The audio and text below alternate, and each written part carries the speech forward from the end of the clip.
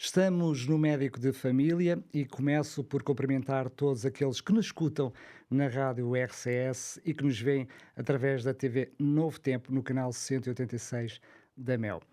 Estou mais uma vez na companhia da doutora Cláudia. Cláudia, mais uma vez, bem-vinda. E mais uma vez, muito obrigada. É um prazer estar aqui no programa Médico de Família, que tem tudo a ver com a minha profissão, não é? Claro. Hoje escolheste abordar o tema da diabetes. Vamos saber o que é os diabetes, tipo de diabetes e também algumas estatísticas. Por que é que tu escolheste trazer este tema?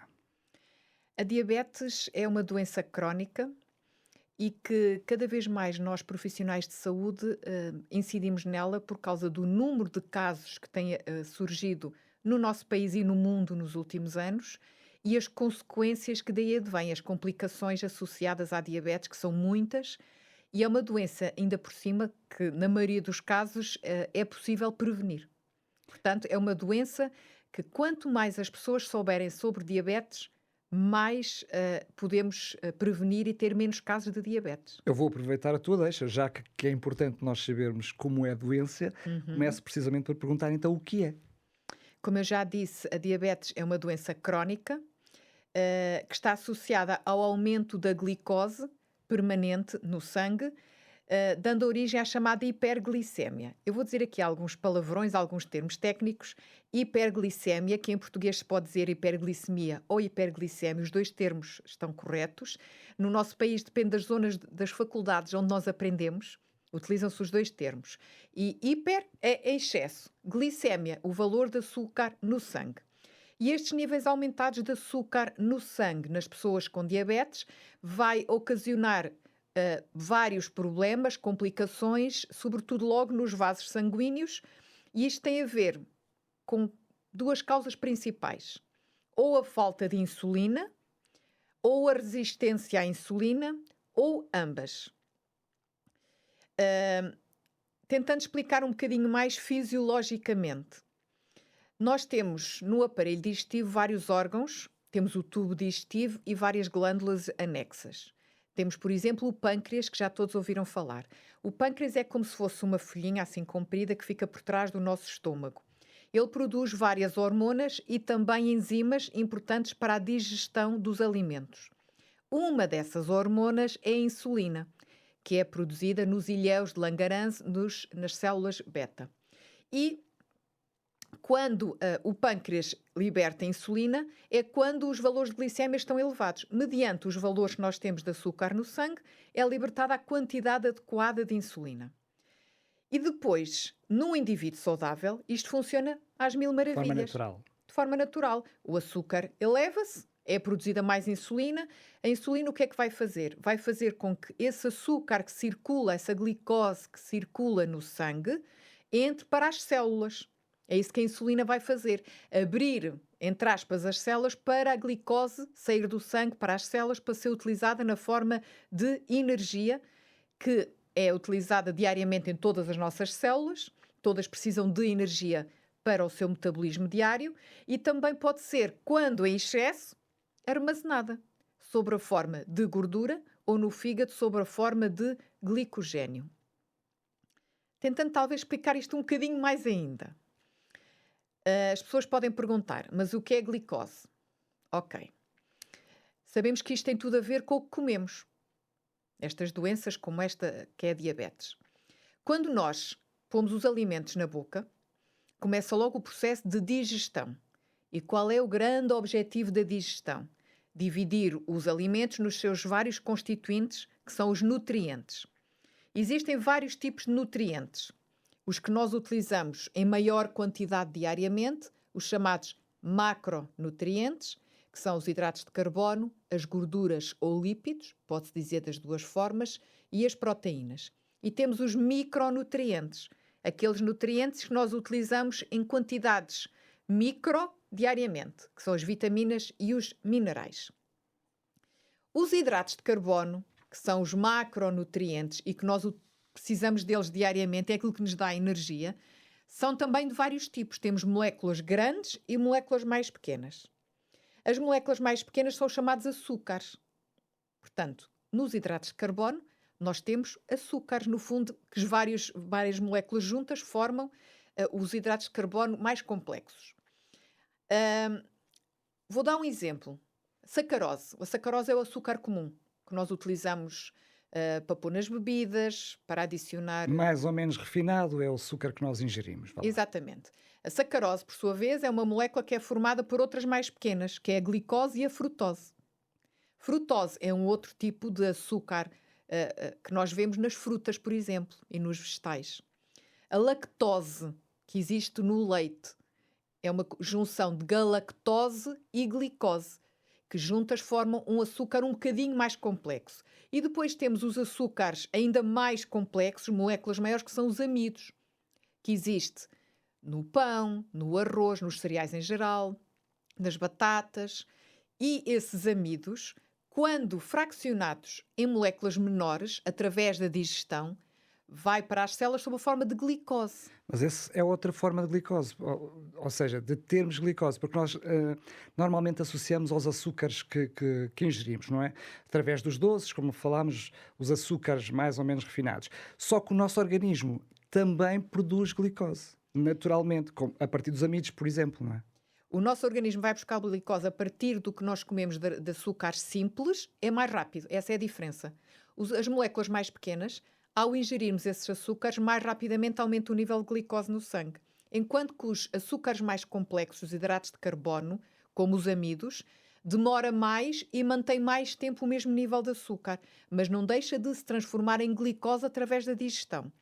E ainda mais, proteínas e gorduras que nós ingerimos, também o nosso organismo pode transformar algumas partes, não vou estar aqui a especificar agora, que era mais complicado, em glicose, para utilizar também para energia. Ou seja, nós precisamos sempre de ter a glicose no sangue. É essencial para todo o nosso metabolismo e, por exemplo, o nosso cérebro trabalha só com glicose. O nosso cérebro é uma caixinha aqui fechada dentro destes ossos, que é o crânio, e realmente não tem como armazenar. Precisamos de um nível contínuo de glicose. Senão, quando baixa muito, nós desmaiamos, por falta de energia no cérebro, não é? E, essencialmente, espero que os nossos espectadores, os nossos ouvintes tenham percebido este conceito do que é glicose, nutrientes, alimentos e depois como é que as pessoas podem ter diabetes. Pela falta de insulina que ajuda a glicose a entrar e então os níveis de açúcar ficam elevados no sangue, ou até tem muita insulina, mas as células que faz de conta que não reconhecem a insulina, são resistentes à insulina. Essas diferentes formas das células lidarem com a glicose também nos vai dar diferentes tipos de diabetes, não é? Que tipos de diabetes, para além do diabetes tipo 1 e tipo 2, que são os mais comuns, que tipo de diabetes é que conhecemos? Ok. Correto, o que tu disseste é isso mesmo. Temos essencialmente diabetes tipo 1, tipo 2. Essencialmente a tipo 2 é muito mais frequente, cerca de 90 a 95% dos casos. E temos a diabetes estacional, também, que surge durante a gravidez. Já vou explicar um bocadinho de cada uma delas. Temos outros tipos de diabetes mais complexas de explicar. A diabetes tipo 1 é aquela que surge de uma forma simples pela falta de insulina. Ou seja, o pâncreas, por alguma razão, normalmente é uma doença autoimune. O nosso próprio sistema imunitário, as nossas defesas, destroem as células do pâncreas que produzem insulina. E este é um tipo de diabetes que é mais frequente nos jovens, nas crianças, sobretudo antes dos 30 anos de idade. Mas pode surgir depois desta idade. E é constituído cerca por menos de 10% do conjunto de diabéticos que nós temos. Depois temos outro aspecto importante, é que realmente alguns adultos podem ter esta doença depois dos 30 anos. É uma doença autoimune, conhecida como LADA, diabetes autoimune latente da idade adulta, em português. É mais rara e é como que é diferente nas crianças. Porquê? Porque nas fases iniciais, a pessoa com diabetes recente ainda tem algum nível de insulina. Tanto que este tipo de doentes, que normalmente diabetes tipo 1, o tratamento é insulina, porque é isso que lhes está a faltar, não precisam assim de tanta insulina e têm muito mais variabilidade dos valores de glicemia, é muito mais difícil de controlar. E até ao longo da vida, não é? Depois, ao longo da vida, torna-se mais fácil quando o pâncreas deixa de produzir radicalmente mesmo a insulina.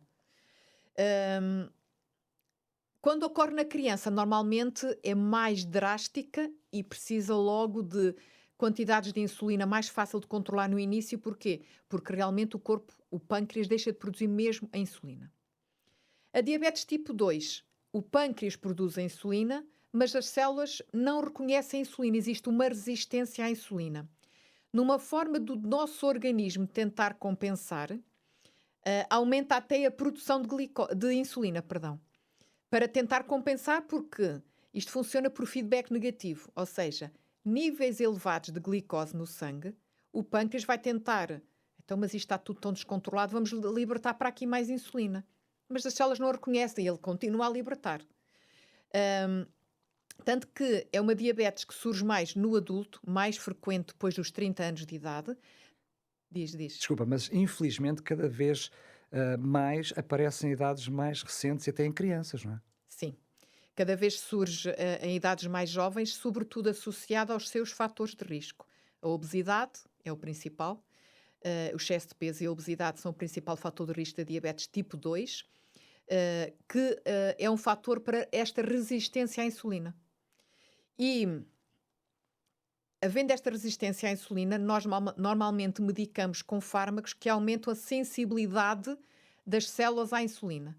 Mas numa fase mais tardia, até os diabéticos tipo 2 precisam de insulina, porque o pâncreas entra em falência e deixa de produzir a insulina.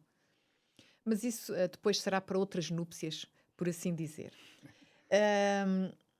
Como já tinhas dito, e é verdade, vou só aqui confirmar as estatísticas, cada vez mais a diabetes tipo 2 surge em pessoas com menos de 30 anos, mas ela é muito mais frequente nos idosos. Diz que 30% das pessoas com mais de 65 anos têm a diabetes tipo 2, o que é muito, cerca de 1/3.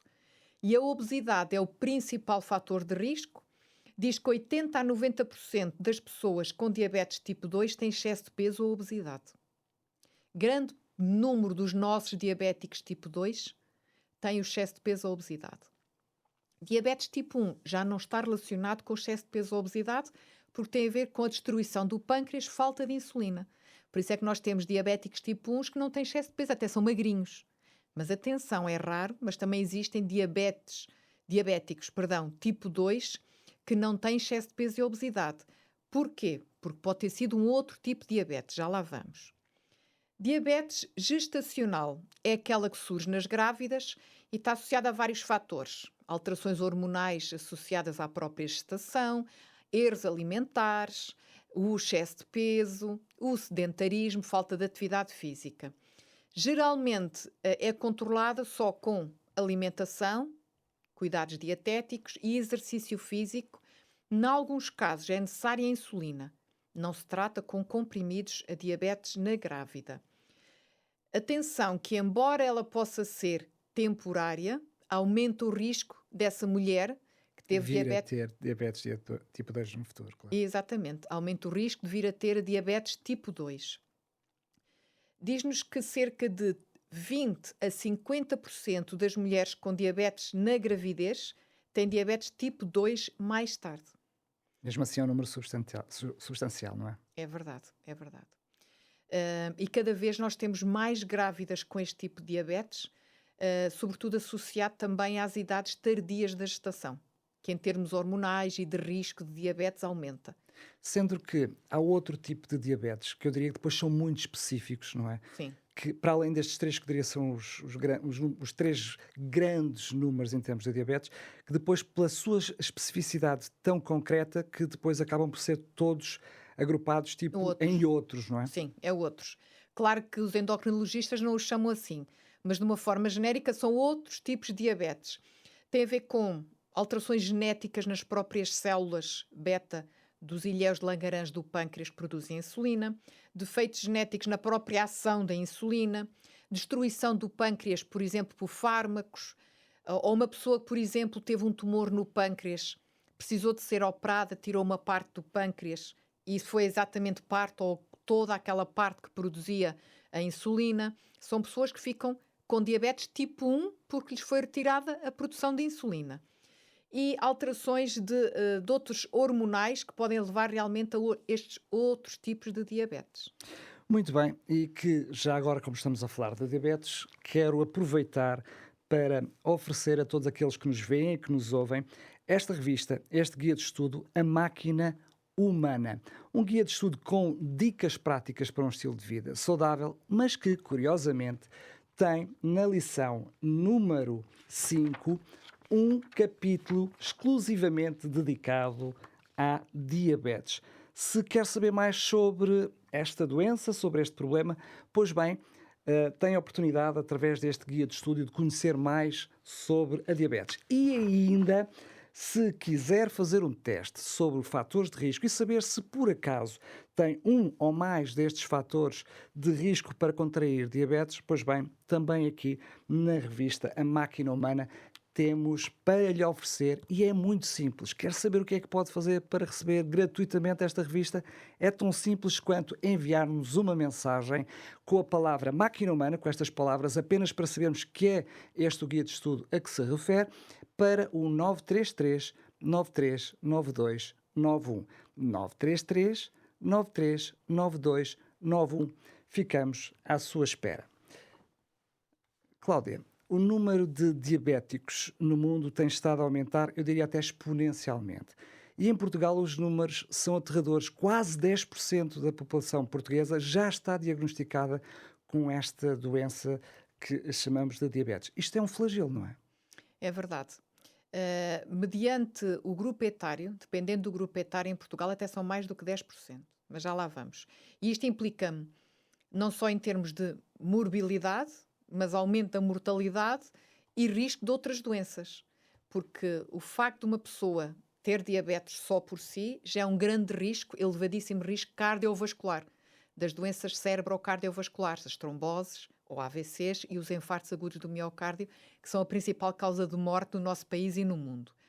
Mas eu trago aqui alguns números realmente estatísticos da diabetes globalmente no mundo, da Federação Internacional de Diabetes, diz que em 2021, são os dados que temos, 529 milhões de pessoas em todo o mundo tinham diabetes.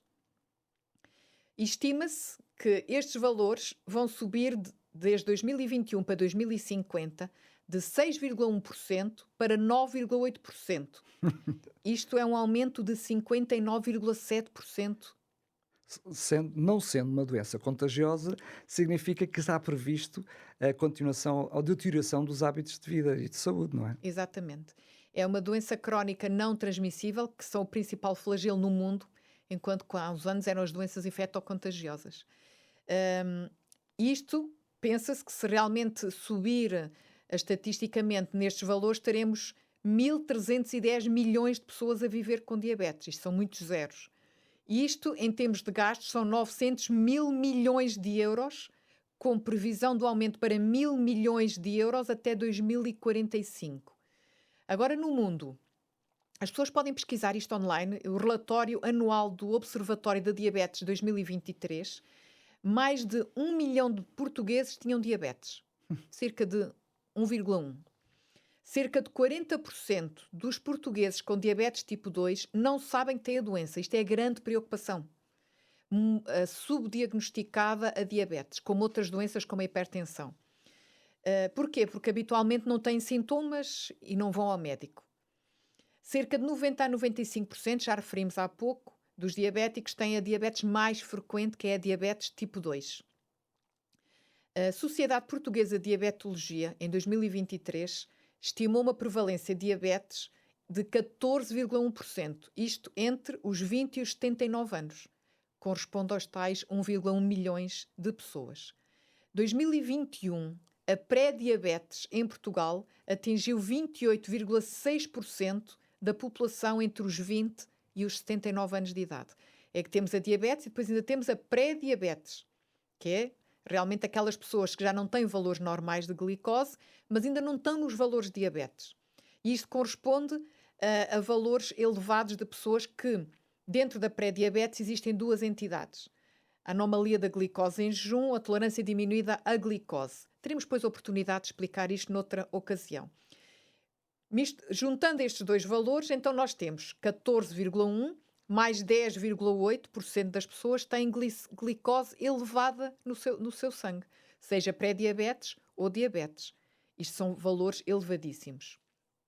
Relativamente à diabetes tipo 1, aquela em que realmente tem a ver com a falência do pâncreas e que é preciso administrar insulina, fazendo um levantamento estatístico do registro dos médicos, porque todos os nossos doentes, nas consultas, nós temos que codificar as doenças em termos de antecedentes dos doentes.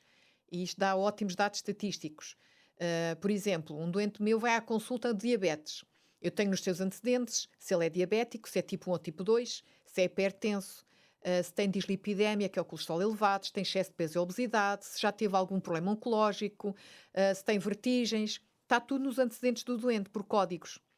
E então, levantando esses dados estatísticos, revela que em 2021 nós tínhamos 2023, 3.608 pessoas com diabetes tipo 1 até aos 19 anos de idade e 12.445 pessoas até aos 39 anos de idade. Isto diabetes tipo 1. Mas, de qualquer forma, vemos que são números muito inferiores à diabetes tipo 2. Que está diretamente ligado a um estilo de vida. Exatamente. Fator de risco principal, obesidade, alimentação, erros alimentares, sedentarismo. Em 2021, a diabetes estacional diz que esteve presente em Portugal em 8,8% das grávidas. E, sobretudo, nas mulheres grávidas depois dos 40 anos de idade. A maioria foi tratada sem medicação, em termos de percentagem, aumenta o risco de cesarianas. Diz que as grávidas com diabetes têm partos mais vezes por cesariana do que as grávidas que não têm diabetes. E não podemos esquecer que também aumenta o risco de depois virem a ter diabetes tipo 2 mais tarde. Em termos de custos, isto é muito interessante aqui para o nosso Sistema Nacional de Saúde. Em 2021, nós, Portugal, gastámos 532 milhões de euros só na diabetes. E estes valores são divididos em vários tipos de despesas. Nos medicamentos, são cerca de 79% destes encargos. E nas tiras de teste e nos sensores de glicose representaram 15% dessa despesa. Grande maioria nos medicamentos. Aproveito para fazer aqui um parênteses. Por favor, tome os medicamentos, não é? Não é comprá-los e deixá-los numa gaveta. Eles são caros, não só para o utente que os compra, mas para o SNS que paga com participa a sua parte. É importante tomar a medicação. Cláudia, desculpa lá interromper-te, mas ainda mais importante do que isso é não deixar descontrolar a doença, não é? Porque eu diria, deixar de tomar uma medicação, mesmo que seja periódica, mesmo que seja só um dia ou dois, pode trazer algumas complicações e algumas até bem graves, não é? Para além do fator económico, claro. Sim, sim. E quanto mais tempo a pessoa está com a glicemia elevada, maior é o risco dessas complicações da diabetes. Os internamentos por diabetes representam uma grande despesa também e diz que representaram cerca de 6% destes encargos, destes 532 milhões. Adicionalmente, temos os internamentos em que as pessoas foram internadas por outro problema, mas adicionalmente também tinham diabetes. Em 2021, 15% das admissões e 20% dos internamentos nos nossos hospitais corresponderam a utentes com diabetes. Eu até vou repetir. 15% das admissões e 20% dos internamentos nos nossos hospitais em 2021 corresponderam a utentes com diabetes. Isto demonstra não só quão frequente é a diabetes no nosso país, o número de pessoas que têm diabetes, mas as complicações que podem vir a ter por mau controle metabólico dos valores da glicose e, consequentemente, andarem em consultas hospitalares e internamentos. Ainda continuando aqui nos números, em termos de mortalidade, em 2021, a diabetes foi responsável por 3.474 mortes, e isto correspondeu a 2,8% das mortes em Portugal. Por diabetes, como diagnóstico principal. Cerca de 10,5% dessas mortes ocorreram em pessoas com menos de 70 anos de idade, por causa da diabetes. A taxa de mortalidade atribuída especificamente à diabetes tem vindo gradualmente a diminuir, felizmente, no nosso país desde 2017, sendo o valor de 2021 mais baixo dos últimos anos.